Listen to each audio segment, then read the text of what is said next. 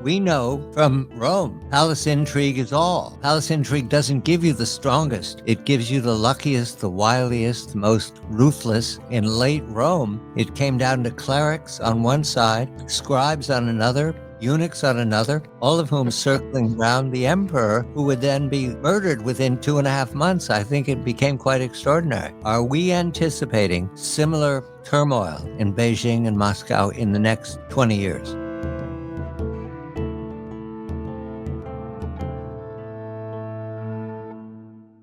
We're in Londinium, and we're speaking live to the 21st century from the 1st century AD, which is really cool. We've got our problems, you've got yours, but we can gap 2,000 years and talk about yours, and you have to just read about ours in the history books. Now, Germanicus has other thoughts about living in the 1st century, but right now, this viewpoint we have, it's like Einstein microlensing. We're hitting a star and being propelled 2,000 years from now. It's harder for us to see next year than it is to see 2025. And I bring up in 2025, the Americans, those who remember, are noting the 50th anniversary since the retreat from Saigon. The reason I mention that is because Germanicus and Gaius watched this happen when we were much younger men. And the open question for the evening, Germanicus has thoughts on this. Is Ukraine headed the way of Vietnam? Nobody remembers it.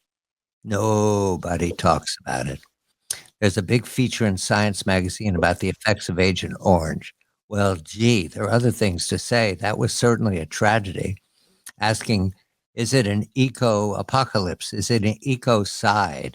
In other words, are we going to indict the Johnson and Nixon administration for vouchsafing Agent Orange? That's the only question science is asking. Instead, there are many thoughts about how you maintain an empire, and we'll touch on some of them. We're going to begin, however, not in Vietnam in 1975 in the retreat from Saigon, the emergency retreat with Gerald Ford and Henry Kissinger and Brent Scowcroft and the seniors who guided us sitting there watching the real-time television picture of the evacuation. No, we're going to begin instead in 2025 with Vladimir Putin, who asks a question through Reuters that is significant, especially because we observe it from the point of view of having once had a magnificent emperor in Augustus, and we now have what you'd have to say is a run-of-the-mill failure in Domitian. Succession is a challenge. It was in the 1st century AD for Rome. As great as our empire is, it's a challenge. It's going to be a challenge for Russia. There will be violence, guaranteed, because when you move from an autocracy or a monarchy, fill in the blank, there's violence to clean out like a filter who's strong and who's not. But Germanicus's thoughts about it appears that Vladimir Putin is on the eve of victory of some sort in Ukraine. 2 questions, Germanicus. Will we not remember Ukraine in 50 years the way we don't remember Vietnam? And succession, the violence that we anticipate in Russia, is that a built-in formula or can it be avoided? 2 questions for you, Germanicus. A very good evening to you in Londinium. The Thames is momentarily quiet. We're awaiting your thoughts. Good evening. Good evening, Gaius. Let me begin with the first question regarding the manner of one's exit from a lost war. And America has lost several wars. And of course, of all the great defeats in history, we can look back on them as well, because the memory of a defeat is most always intimately bound up with and entangled in the final manner of departure, even if that departure is a ritual departure. So in Vietnam, just as in Kabul a few years ago, there was no U.S. military of any significance left. It was simply the embassy. And we retreated from Vietnam in the embassy. It was the embassy personnel and other personnel who were non-military that we had to evacuate, as well as several 100,000 Vietnamese. And the same was true in Afghanistan. But we remember those as terrible defeats because the ritual of withdrawal from the embassy was in each case a debacle. And it's not something that we wish to remember. And in fact, our desire to forget is so great that a mere 50 years after, it's opaque to us. Vietnam, Saigon, it's not even called Saigon. What is Saigon? You mean Ho Chi Minh City, don't you? This is a very difficult issue because you can't always control the symbolic ephemera, the symbolic procession of retreat that sort of ties up a defeat. And in the case of other nations, even a humiliating defeat at least has some great occasion attached to it, like the French defeat in 1870. You had two armies lost within weeks, and then the siege of Paris, and Paris fell. I mean, you can't ask for any more earth-shaking cosmic events to attend a defeat. And the problem with a defeat that's perceived everywhere as a great defeat, and yet which is in substantive terms a ritual defeat, is really hard to swallow. And Richard Nixon had worked so hard to get the U.S. to a point where it could have what he called peace with honor, but which was, in strategic terms, we're out of here before the SHTF, I guess is the correct semi-acronym. And it hadn't hit the fan when we got all our troops out and had full Vietnamization. Saigon didn't fall for another couple of years. And so we were saddled with an extra defeat that we felt we didn't deserve. And so every effort has been made in recent years to just put it down the memory hole. And you can see this very clearly shortly after the end of the Vietnam War into the Reagan 80s, when the U.S. seemed triumphant. We're back again in the sense that Vietnam veterans were ignored. And that's why they started that great motorcycle pilgrimage each year to Washington in order to try and get Americans to at least remember them. But we didn't want to remember them because they reminded us of our guilt and responsibility, and they also reminded us how we had let them down. In Afghanistan, we're seeing some of the same things 4 or 5 years after our departure from that ill-fated country. And so let's look at Ukraine in terms of this,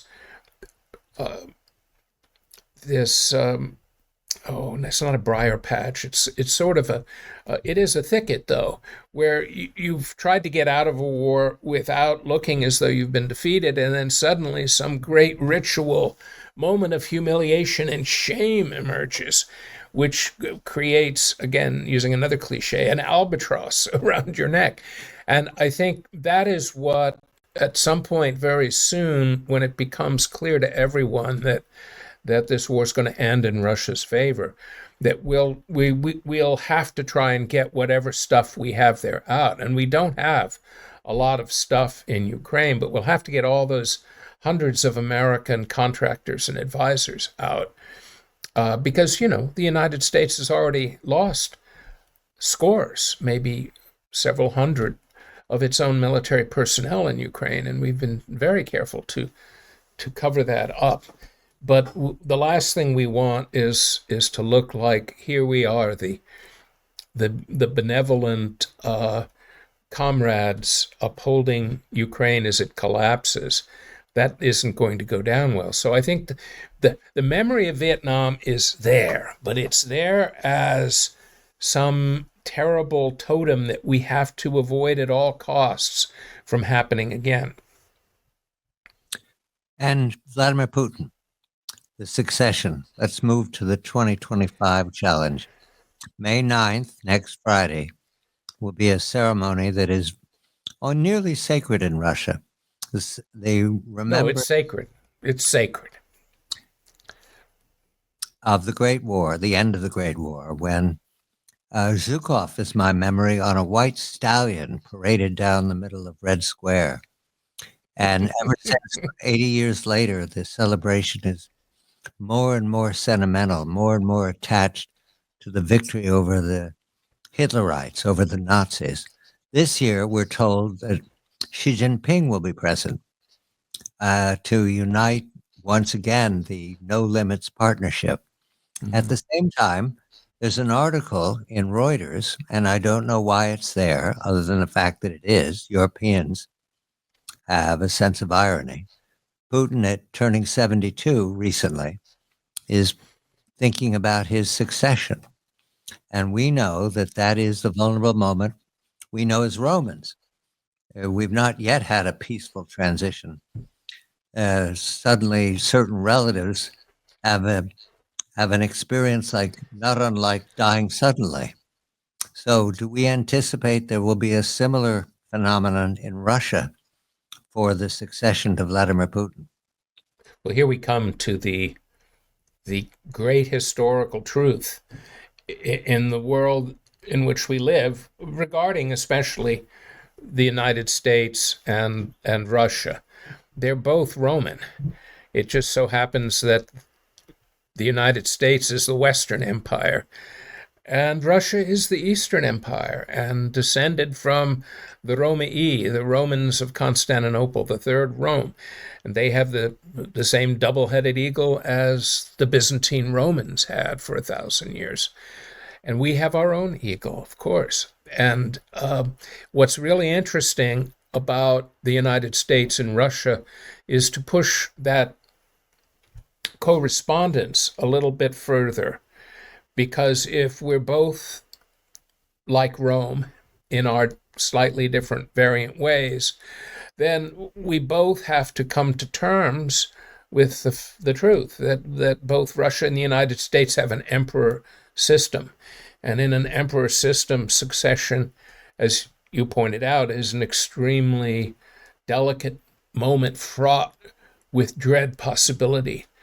Not only can anything go wrong, but as we've talked about in conversations over the years, the Roman constitution transformed from being a republic to an empire, especially in the issue of succession, whereby succession became increasingly reliant on civil war, and you had a battle of succession. And this is what Putin, I believe, fears above all, because Russia is no longer a dynastic imperial system. It is now wholly like the Roman system would become in later times. It is dependent on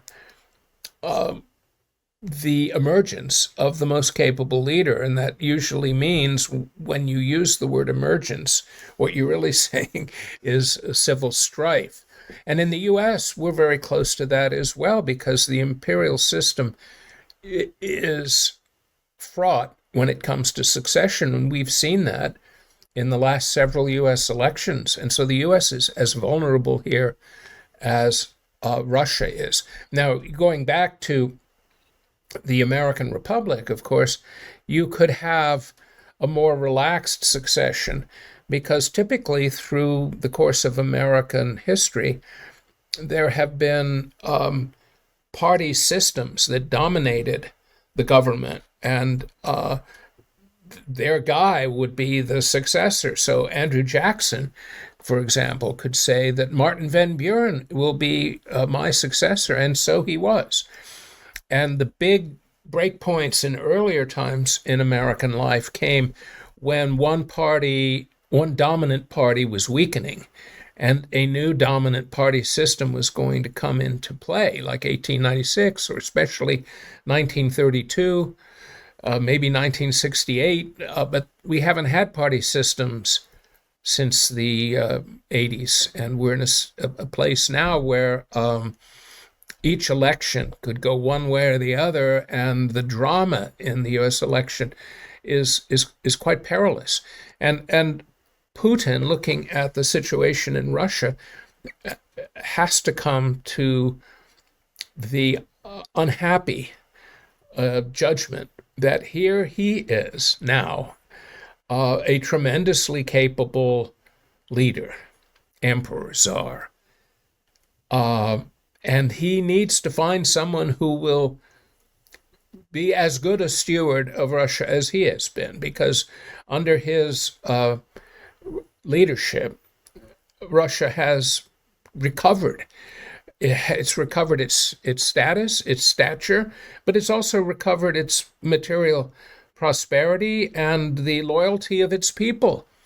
If you look in comparison, say, to the Yeltsin period and the coming apart of Russia that was on, the Chechen wars, et cetera, you have a very strong Russia as a going establishment, and the people around Putin are not as they're not as worthy. They don't stand out, and there are no standouts. If there had been a younger standout, Mr. Putin would undoubtedly have made him a co-emperor. And then getting back to Rome, or referring back to Rome, that is why exactly Rome, the Roman imperial system, instituted the whole idea of co-emperorship, in which a junior would be groomed to succeed the old emperor. And in our period, the end of the Flavian period, then before that, the Julio-Claudian period, it was more dynastic, and the dynastic aspect was not working. Hence the perturbations you had surrounding Caligula and Nero. And now, in the Flavian period, as it draws to an end with Domitian, and a great effort was made. I'm not sure how self-conscious it was, but it was conscious enough and deliberate enough, and there was enough unanimity so that it worked for another century or more. And this is a problem Russia faces now in the future, because it's going to have to find somebody, or Mr. Putin, more to the point, is going to have to find someone. And part of the problem with an imperial system is it doesn't necessarily lend itself to growing or grooming or mentoring successors, because the emperor is surrounded by courtiers, and they're all yes men. And this is something that I think Trump may have eluded, if not avoided, by bringing up a co-emperor, J.D. Vance. I mentioned at the end of the Julian Claudian, they went to a general. At the end of the Flavian, they went to a general, Nerva, and then several generals. It's most likely that we're now looking at the phenomenon in Russia and in China. You note that Xi Jinping, two men will be standing on the platform, very powerful in their own regions. Right. Neither of them has a successor. Neither of them has a process to choose a successor. There's no institution here. And we know from Rome, palace intrigue is all. Palace intrigue doesn't give you the strongest. It gives you the luckiest, the wiliest, the most ruthless, or the one that they all agree is the interim character. Right. Say, the 6-year-old son of, I'm making up a scenario in which the queen will be the leader and the queen has a consort, or the queen has an advisor. In late Rome, it came down to clerics on one side, scribes on another, eunuchs on another, all of whom circling around the emperor, who would then be murdered within 2.5 months. I think it became quite extraordinary. Are we anticipating similar turmoil in Beijing and Moscow in the next 20 years? The most aggressive imperial factions in the court, the neocons and among blue, the the cupidity of the neoliberals. They can't wait for a grand civil war in Russia and China, and they keep prognosticating that this is imminent, and it's been imminent from the mouths of some of these seers for 20 or 30 years, especially regarding the imminent collapse of China, certainly the weakness of Russia. And this is not something I think we should wish for. It is better to have stable competitors or adversaries than to have adversaries that are torn apart in civil war. And it is terribly wrong of any American courtier to wish ill of Russia, for example, because I do not wish you know that. I'm looking at a formula that from our time and that in the 2,000 years has repeated itself. The generals step forward, and Russia has a batch of generals who qualify, and China, to my knowledge, has no process. So I'm asking for the probability of something. Well, that's this is an interesting issue as well, because the Romans always prized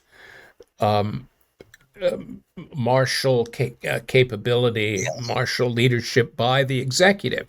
So many Roman emperors were generals, even if they weren't generals from early childhood. So you take Marcus Aurelius, probably one of the greatest minds of his day and an intellectual par excellence.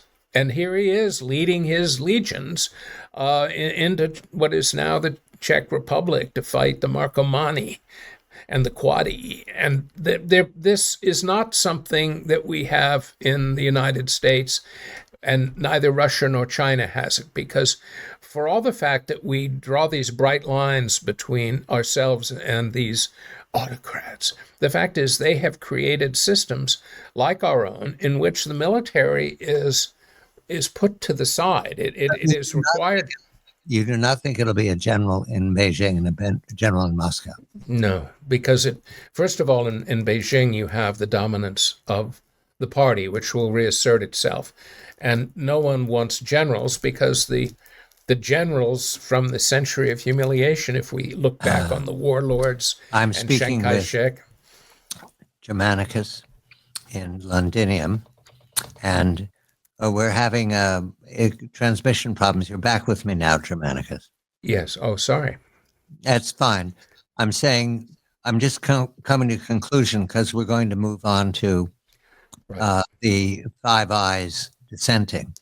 You do not believe that a general is inevitable in Moscow and Beijing? No. And generals, even in the time of the Russian Civil War, some very good imperial generals, Kolchak and others, were not successful. Trotsky was a good general, and Stalin got rid of him very quickly. In the modern American, Russian, and Chinese imperial systems, generals are not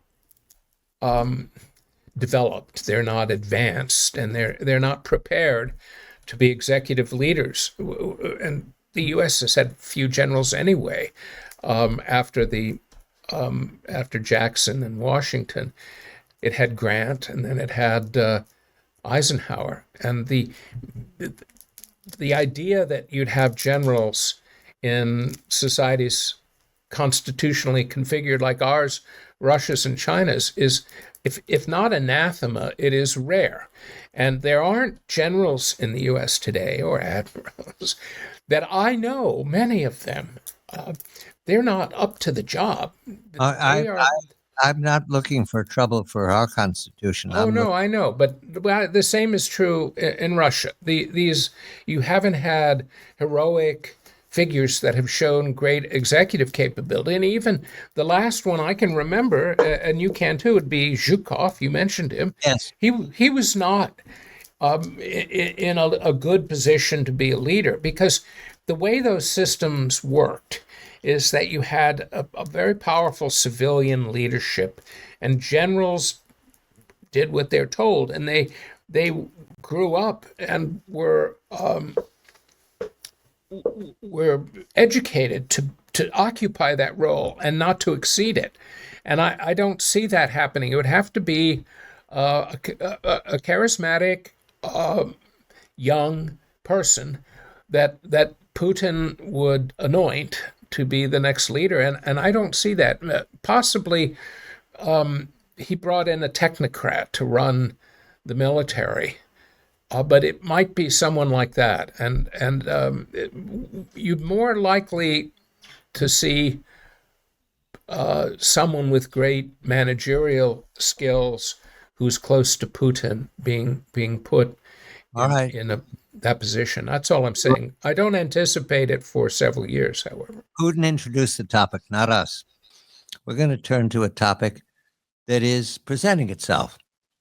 Anthony Albanese wins re-election as the Premier of Australia.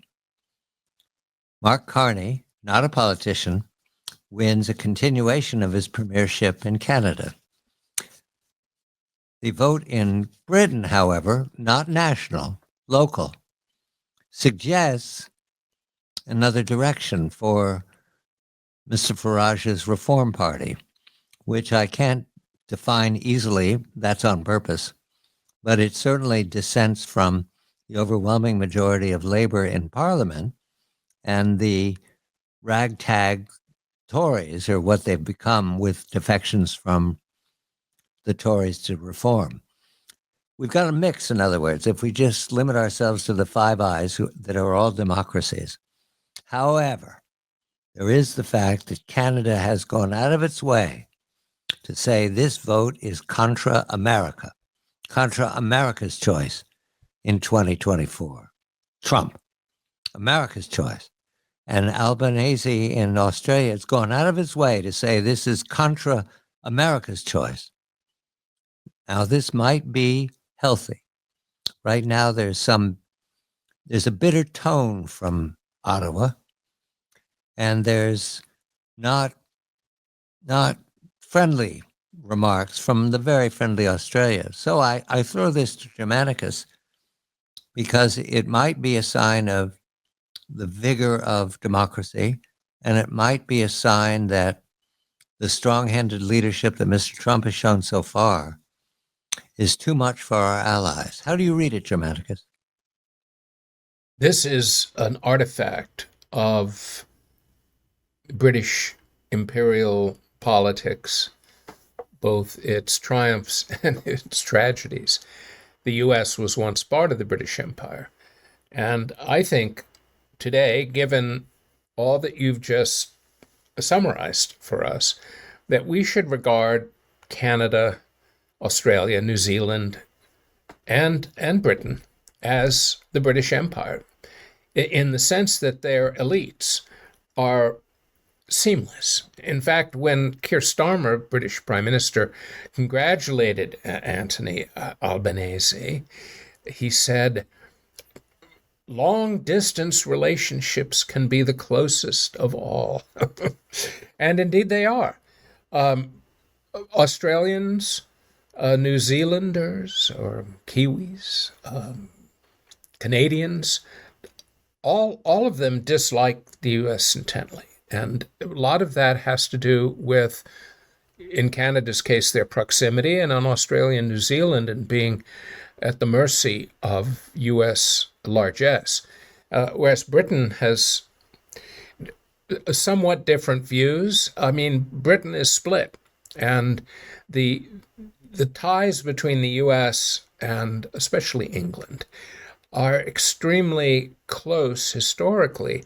And yet what we're seeing today is a reemergence of the kind of strange and fascinating split in the British elite that occurred in the 1930s as the so-called storm clouds gathered over Europe.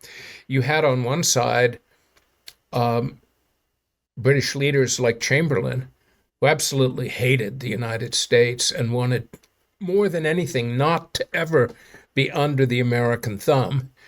And then Churchill, who had felt in many ways very similar feelings in the 20s, and now embrace the U.S. in as grand a way as he possibly could. And in many ways, Farage continues that relationship of the Cold War fraternity, the World War II fraternity, the two stalwarts, and they're standing up to, the totalitarians. But the split in Britain is powerfully evocative of the split in the U.S. And Farage doesn't represent the British elite, but only a small portion of them. But he does represent the kind of popular British sentiment that led to Brexit, whereas the balance of the British elite, like the balance of blue, the balance of the American elite, are very much in line with the kind of vision that you see in Canada and Australia and New Zealand. And that is really where the conflict is. And Britain has been so badly mismanaged that Farage has surged, and he shares this kind of kinship with Trump and what he's doing. Whereas in Canada and Australia, which are more dominated by a kind of unitary, blue-like elite, and with a very different tradition behind them, the legacy of kind of an overbearing U.S., they've managed to use Trump to their advantage, and it hasn't been hard. And so what you have is a resurgent, you could call it left, liberal. It's just very much like the neoliberal blue establishment in the U.S., and their hatred of Trump is like a glowing ember.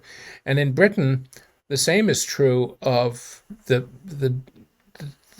British elite, but the British people have had enough of the way their country has been run. And so there is a correspondence there between Farage and Mr. Trump. So I think you see an interesting set of cross-cutting splits emerging, but you're not going to see them in Canada or Australia. They're completely captured by an elite that is inimical to anything that this current administration in the U.S.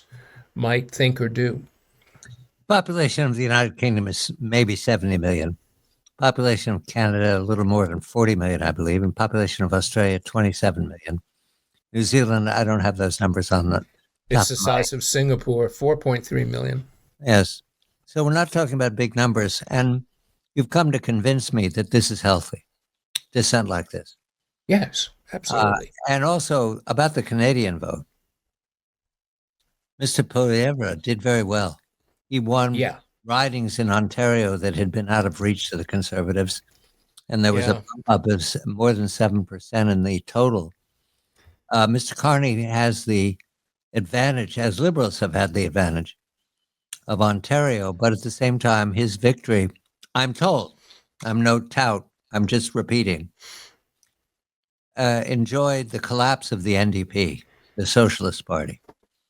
The Mr. Trudeau is said to have moved the Liberals so far to the left that it was attractive to the Socialists.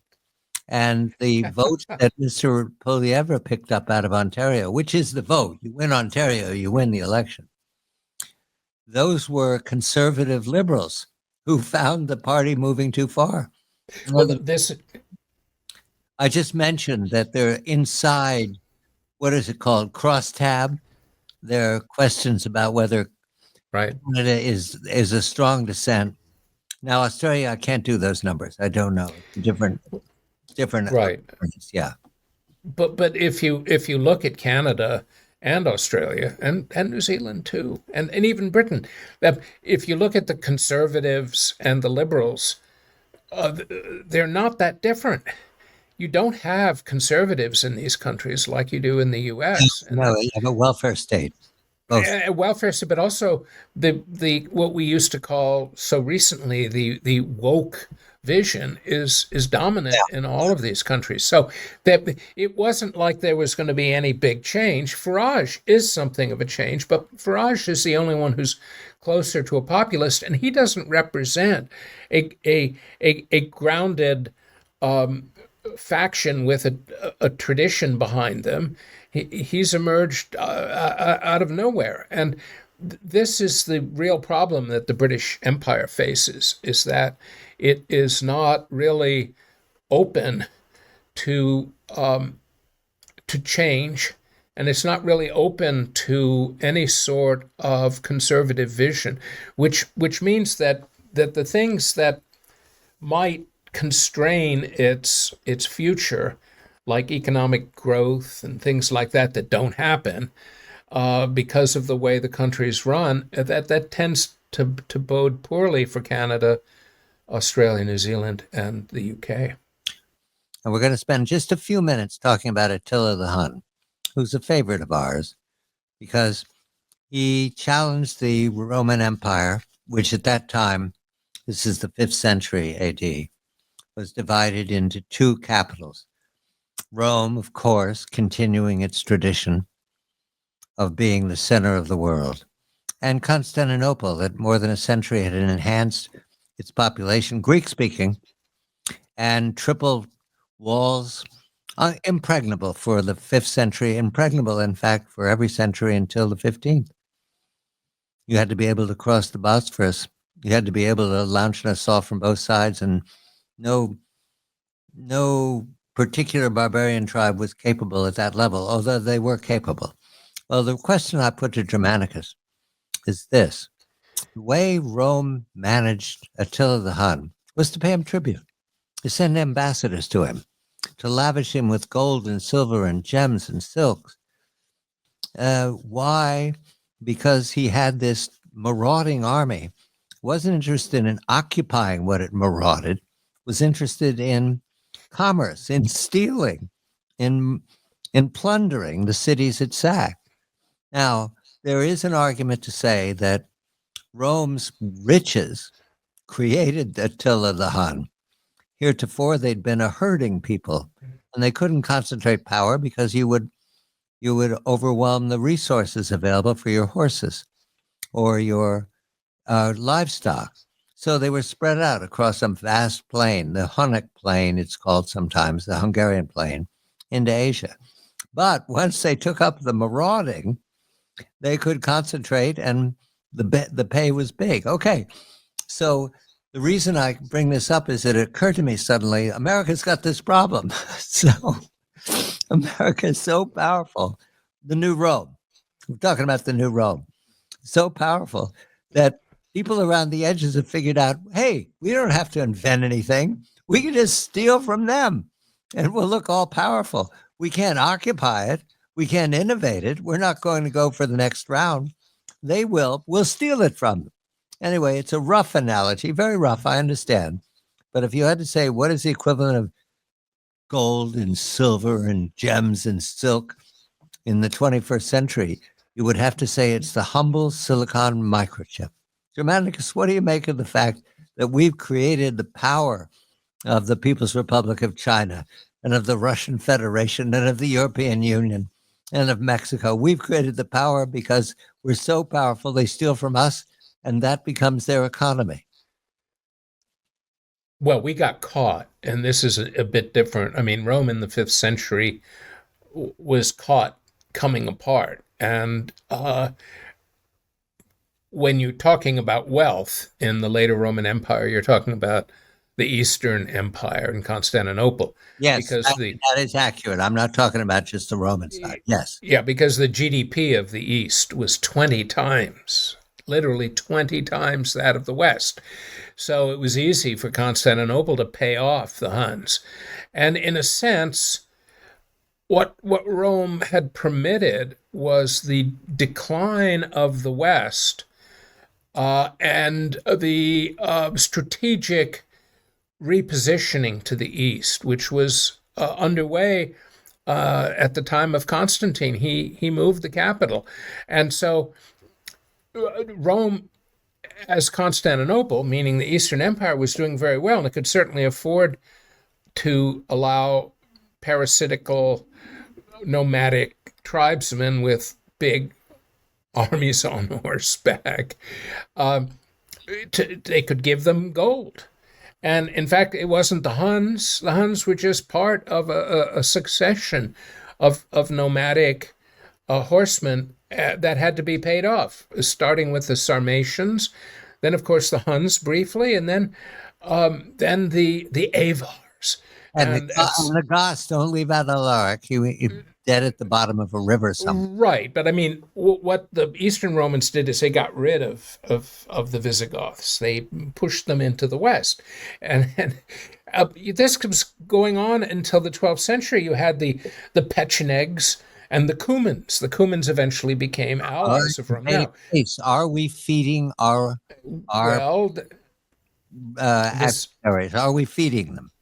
This is what the U.S. did. It did feed China, and it also created a system where the U.S. prioritized being the leader over its own economic health. If you want to come down to the very baseline, that is what happened. And a series of weak emperors, I don't mean weak in their charismatic spirit in front of a camera. I mean weak in terms of divesting the U.S. of its manufacturing capability and its overall economic health. And it did, in fact, feed China. Not so much Russia, which it desired to starve, but generally across the world.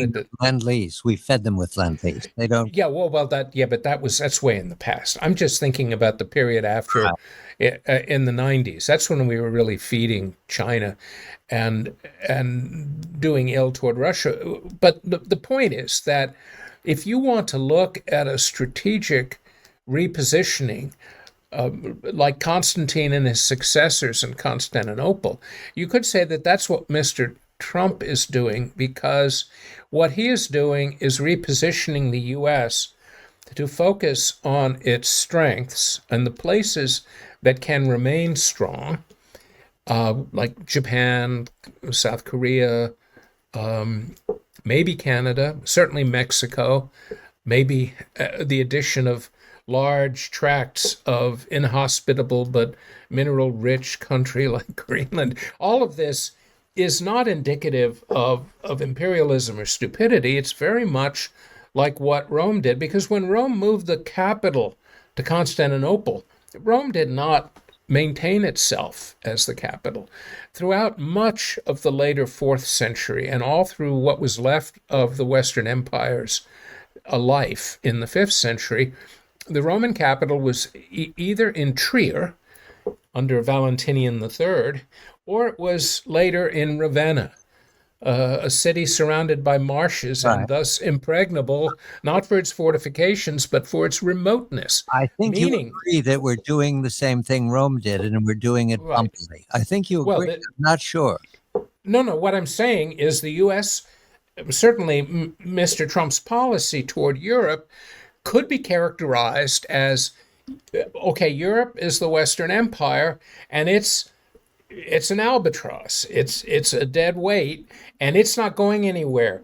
Its fertility is so low, its populations are literally crashing, and it is not economically vital. It is a declining place. So what we're doing, in a sense, is like feeding the rest of the world, Europe, so that we can strengthen ourselves, which is a somewhat inappropriate way to characterize Roman strategy in the 5th century in terms of intent. But in terms of what actually happened, it helps to explain a lot of the dynamics of the 5th century and the so-called fall of the Western Empire.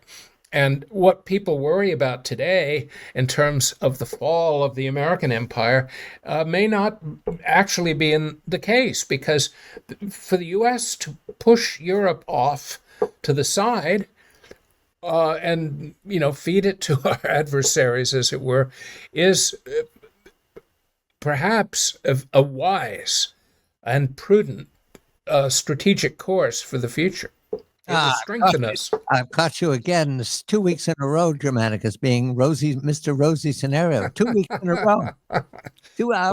I wasn't ready to go that far. Attila, by the way, his empire was ferocious, and Rome paid it everything it could. Tribute, for hostages, kept paying, because Rome knew he was mortal. And once he was gone, his sons tore apart what was left, and they retreated on the Hungarian plain. It had a happy ending, and Constantinople had another 1,000 years. Roman Britain, however, retreated. That was it. Constantinople was not going to extend its security arm as far as Londinium, and we were on our own, which is why we're still finding buried treasure, because they got out of town so fast. Germanicus, Michael Vlahos, we're having fun at the expense of our friends in Rome. They don't hear us. I am Gaius. We're on to a tragedy. I won't name it. It depresses me. You know it. I'll tell you next week, maybe. We'll sacrifice to the great god Augustus, who knew what he was doing, and I wish he would come again soon enough. This is the Friends of History Debating Society. Thank you.